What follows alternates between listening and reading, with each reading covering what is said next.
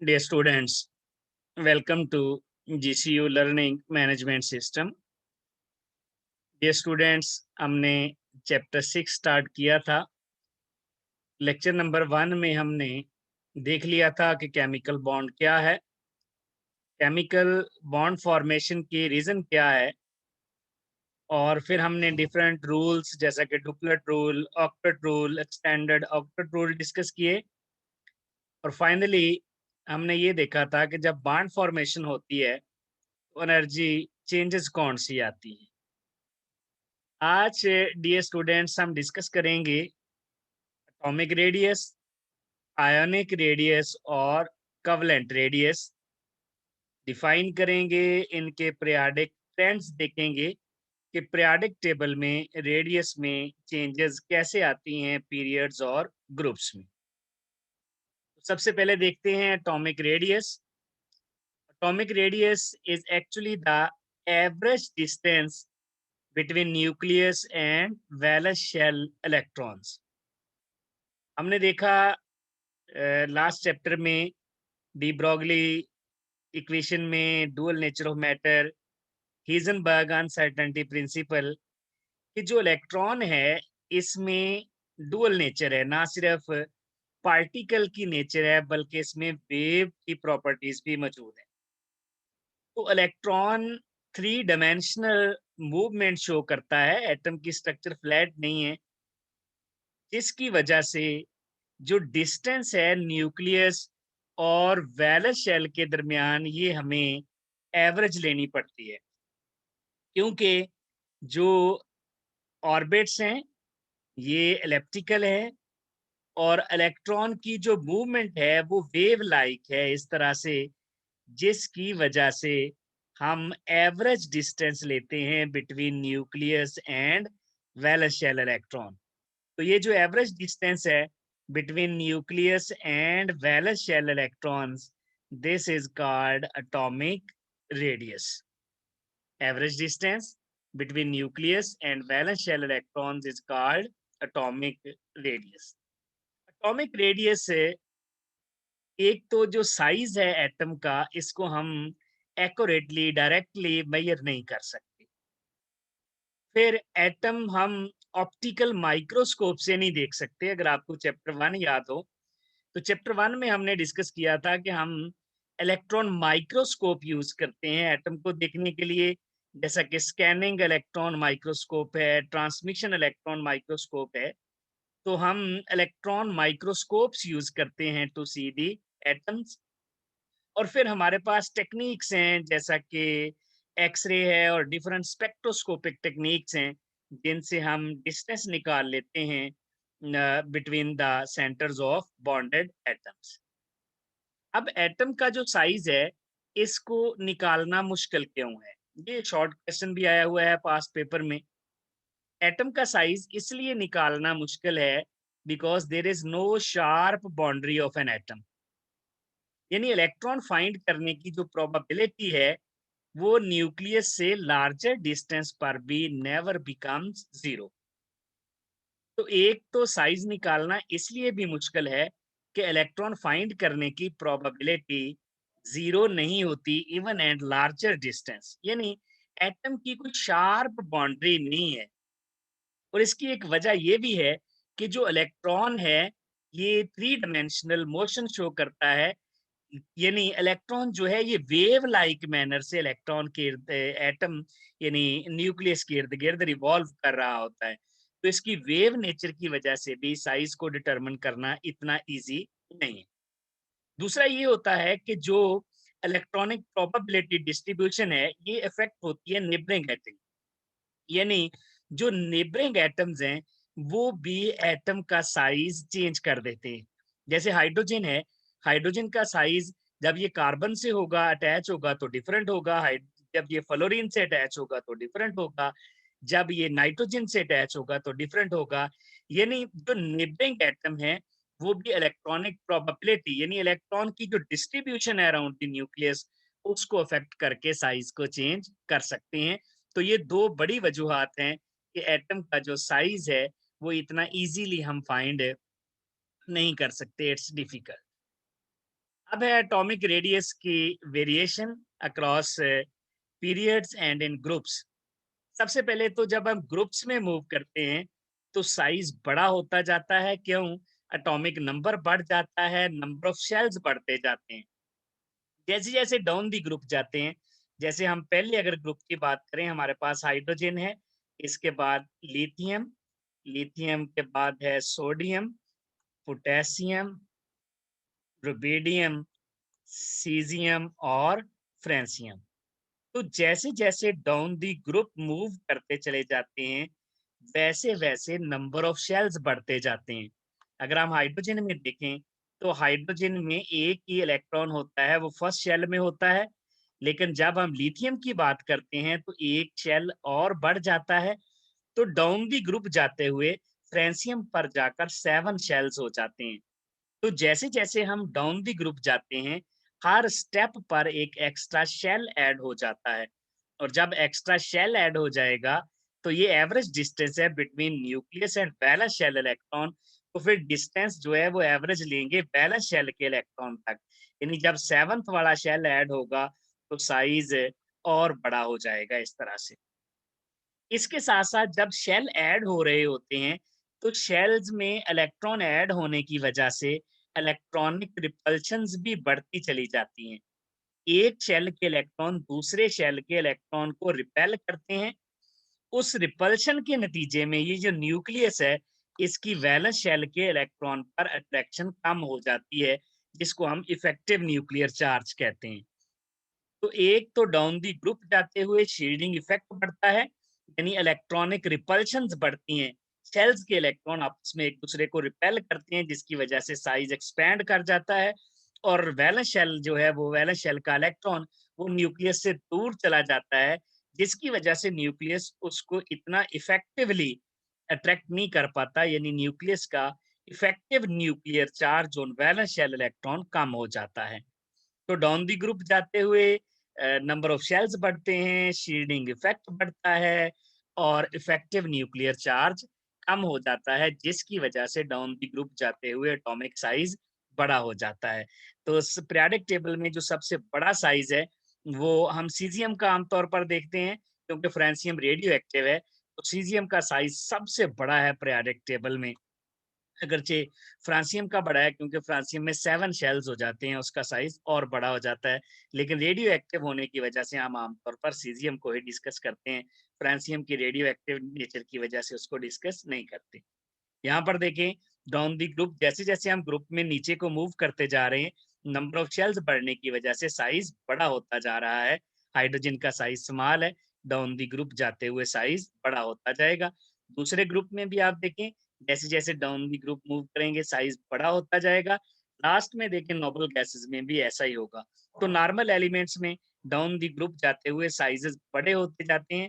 और साइजेस के बड़े होने की वजह नंबर ऑफ शेल्स का ज्यादा होना, शील्डिंग इफेक्ट का ज्यादा होना है और इफेक्टिव न्यूक्लियर चार्ज का कम होना है।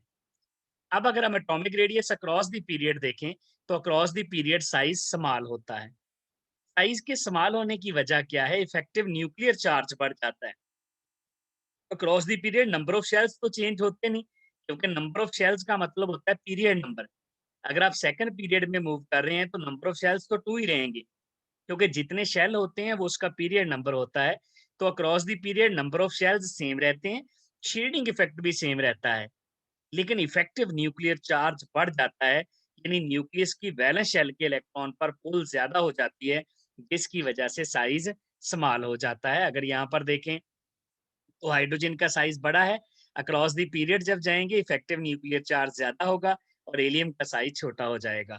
याद रखिएगा, पूरे पीरियोडिक टेबल में सबसे स्मॉल साइज हीलियम का है और सबसे बड़ा साइज जो है वो सीजियम का है। नॉर्मल एलिमेंट्स की बात कर रहे हैं। अगर हम फ्रांसियम का देखें तो वो उसका साइज और भी बड़ा हो जाएगा। तो smallest size in the periodic table is of helium. अब अगर सेकंड पीरियड में देखें, लिथियम का साइज बड़ा है, अक्रॉस द पीरियड जाते हुए देखें इफेक्टिव न्यूक्लियर चार्ज बढ़ता जा रहा है और साइज छोटा होता जा रहा है। Across the period number of shells same रहते हैं। दूसरे पीरियड में number of shells her element में 2 ही रहेंगे, लेकिन इफेक्टिव न्यूक्लियर चार्ज बढ़ जाएगा, जिसकी वजह से साइज स्मॉल हो जाएगा। इसी तरह थर्ड पीरियड में देखें सबसे बड़ा साइज सोडियम का है और अक्रॉस द पीरियड जाते हुए देखें साइज स्मॉल होता जाता है आर्गन की तरफ। इसी तरह चौथे पीरियड में सबसे बड़ा साइज पोटेशियम का है, नंबर ऑफ शेल्स 4 हैं और अक्रॉस द पीरियड जाते हुए देखें साइज स्मॉल होता जाएगा। तो across the period size small होते जाते हैं due to the increase of nuclear charge, number of shells और शील्डिंग इफेक्ट जो है वो अक्रॉस द पीरियड कांस्टेंट रहते हैं। नेक्स्ट है कवलेंट रेडियस। कवलेंट रेडियस होता है half of the bond length. अगर आपको लास्ट लेक्चर याद हो जब हमने एनर्जेटिक्स ऑफ बॉन्ड फॉर्मेशन पढ़ा था तो उसमें हमने डिस्कस किया था कि जो बॉन्ड लेंथ है उसका जो हाफ होता है वो कवलेंट रेडियस होगा। जैसा कि हाइड्रोजन के दो एटम हैं, जब आपस में ये बॉन्ड बना लेंगे, दो इलेक्ट्रॉन शेयर कर लेंगे, हर हाइड्रोजन एक एक इलेक्ट्रॉन देगा, तो अब दोनों के जो न्यूक्लियस है, दोनों के न्यूक्लियस के दरमियान ये जो डिस्टेंस है, this is called bond length. और अगर हम बॉन्ड लेंथ को हाफ कर दें तो this is called covalent radius. जैसा कि लास्ट लेक्चर में हमने देखा था कि हाइड्रोजन हाइड्रोजन जो बॉन्ड लेंथ थी, हाइड्रोजन और हाइड्रोजन की बॉन्ड लेंथ 75.4 पिकोमीटर थी। तो अगर हम इसको हाफ कर दें 37.7 पिकोमीटर जो है ये कवलेंट रेडियस हो जाएगा। Half of the bond length is called covalent radius. तो कवलेंट रेडियस बॉन्ड लेंथ को आपने हाफ करना है अगर सिमिलर एटम के दरमियान बॉन्ड बन रहा है। अगर डिफरेंट एटम के दरमियान है तो फिर इलेक्ट्रोनेगेटिविटी का डिफरेंस भी कवलेंट रेडियस को अफेक्ट करता है। तो covalent radius half of the bond length. Hydrogen में बॉन्ड लेंथ 75.4 पिकोमीटर, जबकि इसका जो कवलेंट रेडियस है वो 37.7 यानी उसका हाफ है। ये बॉन्ड लेंथ है टोटल, ये एक न्यूक्लियस है, ये दूसरा न्यूक्लियस है। दोनों न्यूक्लियस के दरमियान ये जो डिस्टेंस है this is called bond length, जिसको हमने लास्ट लेक्चर में इक्विलिब्रियम बॉन्ड लेंथ या कंप्रोमाइज्ड बॉन्ड लेंथ या इक्विलिब्रियम बॉन्ड डिस्टेंस भी कहा था। और अगर हम इसका हाफ कर दें, जब 75.4 का हाफ करेंगे तो that will be a covalent radius और ये 37.7 पिकोमीटर होगा। तो half of the bond length is called covalent radius. अब determination of covalent radius. Covalent radius कैसे डिटरमिन करते हैं? कवलेंट रेडियस आमतौर पर हम बॉन्ड लेंथ का हाफ करके ही डिटरमिन करते हैं। अगरचे ये हर दफा एग्जैक्टली वैल्यू ठीक नहीं आएगी, इलेक्ट्रोनेगेटिविटी डिफरेंस इसको अफेक्ट करता है। Number of bonds between atom, यानी अगर डबल बॉन्ड या ट्रिपल बॉन्ड है तो फिर भी जो है ये इफेक्ट हो जाएगी बॉन्ड लेंथ और कवलेंट रेडियस। तो इसमें एग्जांपल में देखें, experimental bond length carbon chlorine bond length 176.7 picometer है। अगर आप इसको हाफ कर दें तो ये आ जाए, इसमें हमें हाफ कर देंगे क्योंकि ये इलेक्ट्रोनेगेटिविटी का डिफरेंस है तो एग्जैक्ट आंसर नहीं आएगा। तो हम क्या करते हैं, हमें अगर एक का कवलेंट रेडियस पता हो, जैसा कि क्लोरीन का 99.4 पिकोमीटर है, तो हम टोटल में से ये निकाल देंगे तो कार्बन का आ जाएगा 77.3 पिकोमीटर। अगर तो एक जैसे एटम के दरमियान हो, जैसा कि कार्बन कार्बन है, कार्बन कार्बन बॉन्ड लेंथ होती है 154 पिकोमीटर। तो अगर तो एक जैसे एटम के दरमियान बॉन्ड बन रहा है तो फिर टेंशन वाली बात नहीं है। फिर अगर कवलेंट रेडियस निकालना है तो सिंपली इसको हाफ कर दें, 77 पिकोमीटर आ जाएगा। लेकिन अगर डिफरेंट एटम के दरमियान है तो फिर इलेक्ट्रॉनिक क्लाउड यूनिफॉर्मली डिस्ट्रीब्यूटेड नहीं होता, वो जिसकी इलेक्ट्रोनेगेटिविटी ज्यादा होती है उसकी तरफ ज्यादा अट्रैक्टेड होता है। तो फिर हम क्या करते हैं, फिर अगर हमें बॉन्ड लेंथ का पता है जैसा कि कार्बन क्लोरीन, और किसी एक का कवलेंट रेडियस पता है जैसे क्लोरीन का 99.4 है, तो हम टोटल में से बॉन्ड लेंथ में से एक का निकाल देते हैं तो वो दूसरे का इस तरह से हम फाइंड कर सकते हैं। यानी हमें कार्बन का पता चल गया है तो 176.7 में से कार्बन का निकाल दें तो वो क्लोरीन का आ जाएगा। इस तरह से हम कवलेंट रेडियाई को डिटरमिन कर लेते हैं। अगर हम वेरिएशन देखें तो वेरिएशन बिल्कुल एटॉमिक रेडियाई वाली है। अक्रॉस द पीरियड रेडियस कोई भी हो, अक्रॉस द पीरियड कम होता है और डाउन द ग्रुप रेडियस ज्यादा होता है, चाहे वो एटॉमिक रेडियस हो, चाहे वो कवलेंट रेडियस हो, चाहे वो आयनिक रेडियस हो, चाहे वो कैटायनिक रेडियस हो, वंडरवाल रेडियस हो, कोई भी रेडियस हो, अक्रॉस द पीरियड हमेशा कम होगा और डाउन द ग्रुप हमेशा ज्यादा होगा। इसके बाद तीसरी टाइप है रेडियस की, ये आयनिक रेडियस। आयनिक आयंस कैसे बनते हैं? जब कोई एटम इलेक्ट्रॉन लूज या गेन करता है। जब एटम इलेक्ट्रॉन लूज करता है तो कैटाइन बनता है, जब एटम इलेक्ट्रॉन गेन करता है तो एनाइन बनता है। एनाइन नेगेटिवली चार्ज्ड और कैटाइन पॉजिटिवली चार्ज्ड होते हैं। तो इनका radius when considering them spherical, जब हम आयंस को स्फेरिकल कंसीडर करते हैं तो इनका जो रेडियस होता है that is called ionic radius. अब आयनिक रेडियस से बहुत ज्यादा शॉर्ट क्वेश्चन आते हैं। एक शॉर्ट क्वेश्चन आता है, why size of cation is smaller than size of the corresponding neutral atom. यानी न्यूट्रल एटम से केटाइन का साइज स्मॉल क्यों होता है? जैसा कि देखें, हमारे पास सोडियम है, सोडियम न्यूट्रल है, इसका साइज बड़ा है, केटाइन का साइज छोटा है।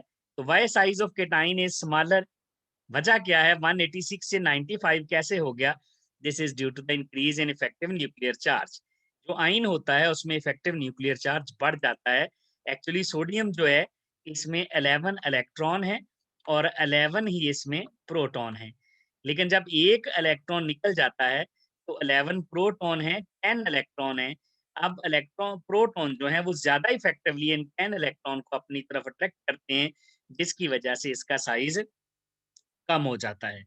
दूसरी वजह सोडियम से सोडियम आयन में जाते हुए साइज के कम होने की, कि जो सोडियम एटम है उसमें 3 शेल हैं।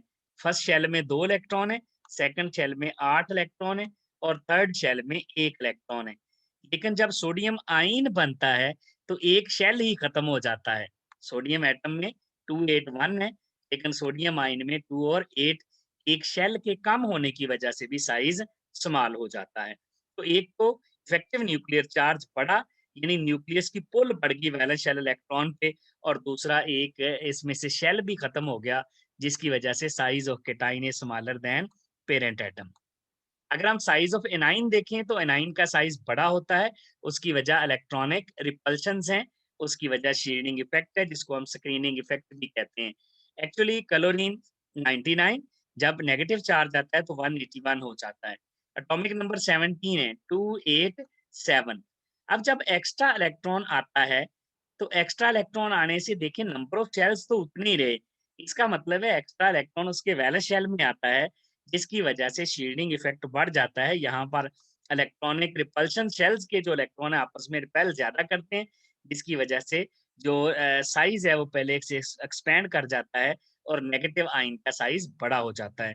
तो ये इलेक्ट्रॉन इलेक्ट्रॉन रिपल्शन की वजह से है। दूसरी वजह ये है कि इलेक्ट्रॉन ज्यादा हो गए हैं प्रोटॉन से, यानी इलेक्ट्रॉन प्रोटॉन की रेशियो इम्बैलेंस हो गई है।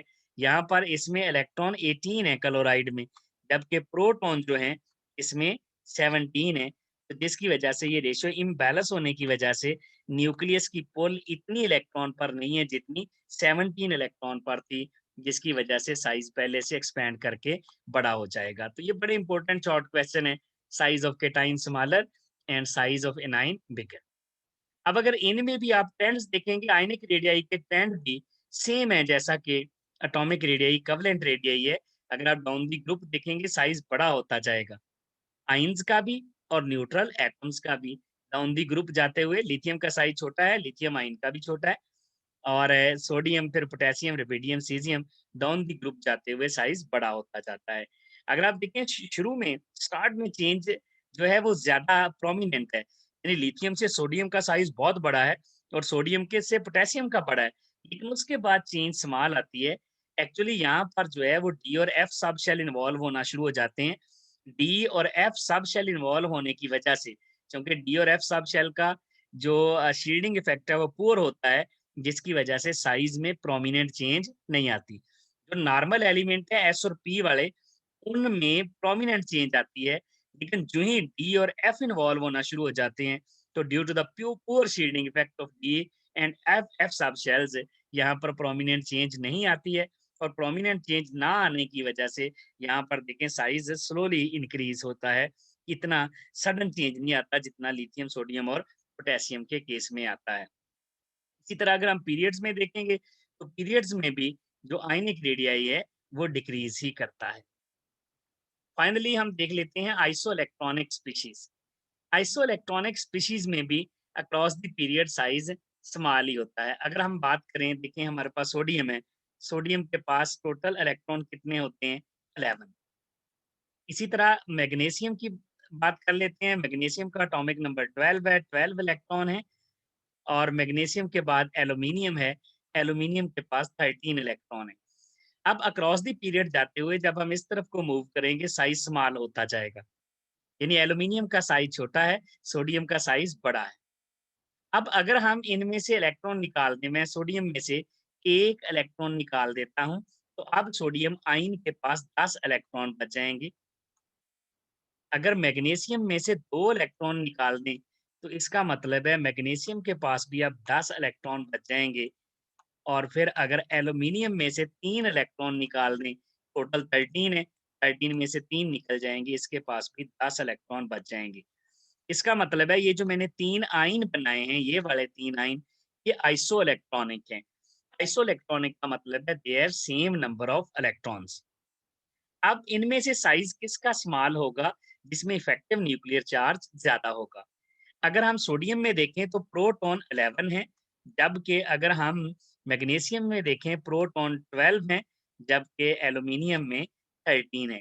तो इसका मतलब है सबसे ज्यादा जो इफेक्टिव न्यूक्लियर चार्ज है, जो न्यूक्लियस की पुल है, वो एल्यूमिनियम पर है।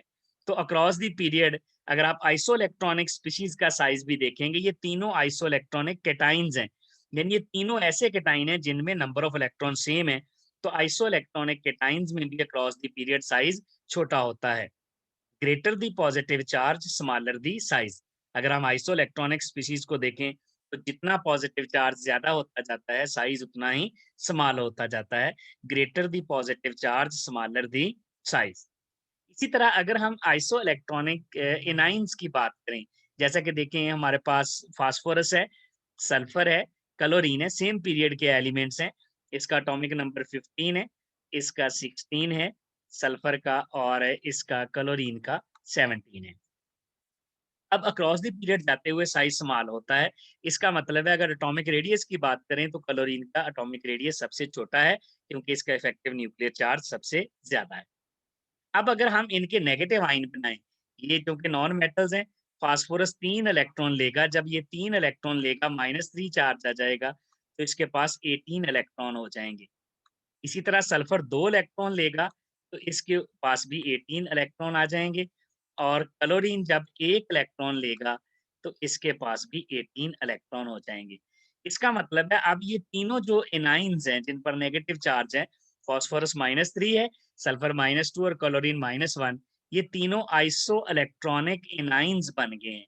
यानी ये ऐसे एनाइन है जिनमें नंबर ऑफ इलेक्ट्रॉन सेम है।